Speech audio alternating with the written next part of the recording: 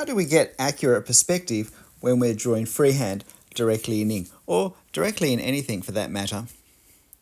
Well, I thought this was a great little subject to try my hand at with that in mind. It's a lovely old former hotel in Sydney that's probably was made about 1900. I suspect it's still a hotel today. I didn't get close enough to see as I walked past and took this photo. But I did decide that when I draw it, I would not draw the modern penthouse edition up the top. Actually, there's every chance it's very expensive apartments given its location on the harbour. So with perspective, it's all about a couple of things. It's about the angles and it's about the foreshortening. So it's about the building getting shorter and shorter as it moves away from us, which creates the angles then on the horizontal lines that join those verticals. And it's about the widths getting compressed visually, getting narrower and narrower as they move away from us. And they're the two key things we need to get right. The other thing we need to know is where eye level is, which is where the angle of the lines change. So eye level in this case is actually just below the base of the building because it stands on a bit of a high point, and I was on a lower side, further away than it looks from this photo because I zoomed in on it. So you can see what I'm doing. I start with this center facing section because although it's not square on, it's, I think, the most straightforward part to draw, albeit with a few complicating edges showing. And I seek to establish the angles by eye, and then you might have noticed I checked them, or I checked some of them using my pen to get a second opinion about my angles by eye. This is a good thing to do when we can, because when we draw on location, we can't do it the same way, although we can hold the pen up in front of us on the angle that we're looking at and bring it straight down onto our paper, and that is remarkably accurate as well. I've used that many a time on location and can really vouch for that as a good technique to try and become adept at. But for this case, what I like to do is to have a go doing the angle just by eye, and then to double check it before I lock it in with a heavy line or a line at all. Sometimes I just put a dot where the end of the line's going to be, and then I get the angle that way. The important thing to realize is that as we go above eye level, the angles slightly increase in whatever direction they're tilting. And the further up away from eye level they go, the more they increase. And so it doesn't have to be much, but it needs to be a small amount at least. And so that's important to remember as I do these lines. As I go upwards from my central point where I started, or go downwards, I need to increase or decrease the angle. And that's the same for each side of this rounded front part. So this is complicated by the fact that we don't have square corners. This isn't a box. Has a front porch area where the corners have been truncated.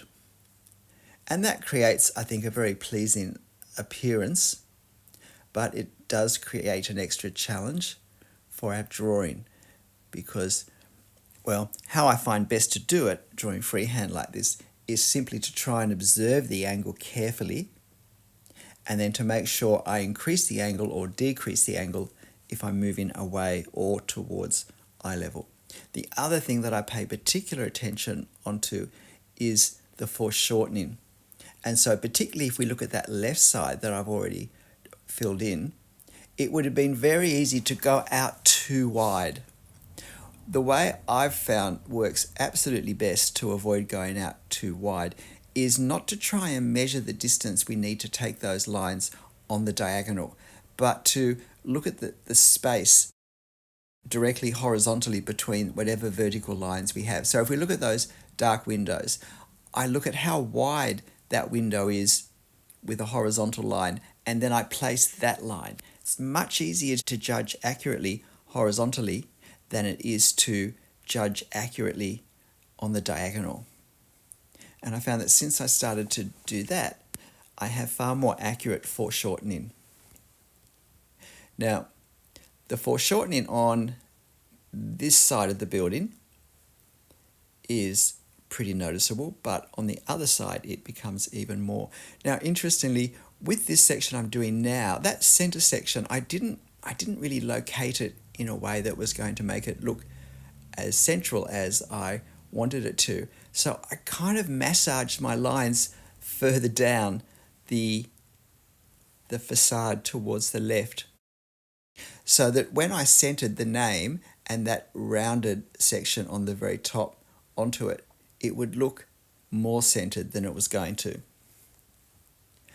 I'm always amazed at how much I genuinely can still manipulate the visual appearance of what I'm drawing in ink when I've made something that's either wrong or not as accurate as I would have liked.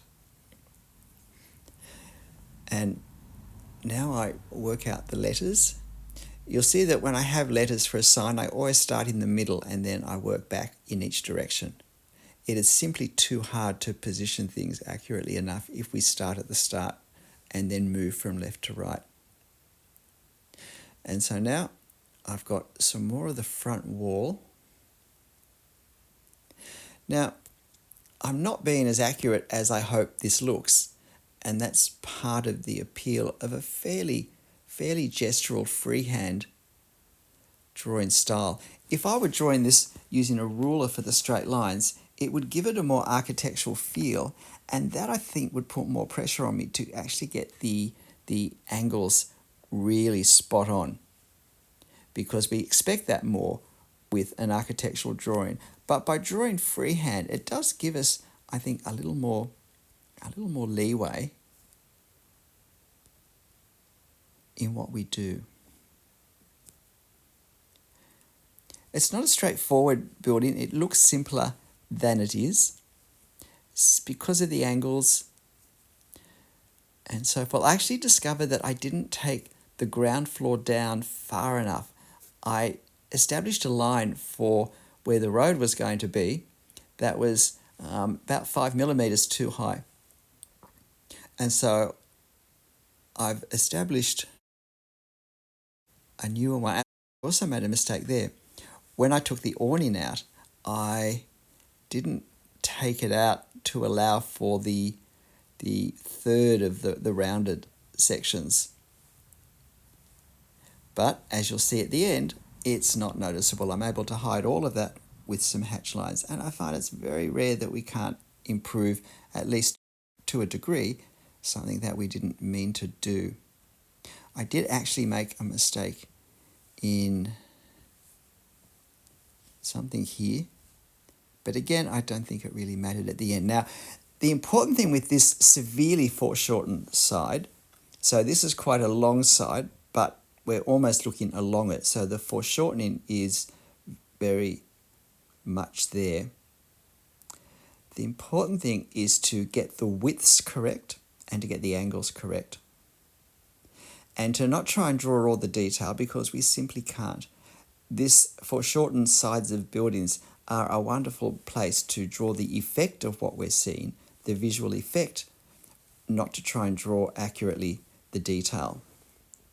And while I think this works successfully, drawing this foreshortening freehand, if you try and match up everything I've put with the reference, you'll find that it doesn't, because I'm not trying to. Again, drawing freehand, it would be impossible really to draw all the parallel lines as close together as we need to. But if we accurately line up shadows, say in the tops of windows with perspective angles, and we do some parts of the detail in a way that is at least recognizable where it's closer to us, then the brains of people looking at it will presume that it's all there. Because the truth is, we see these things in life at a glance.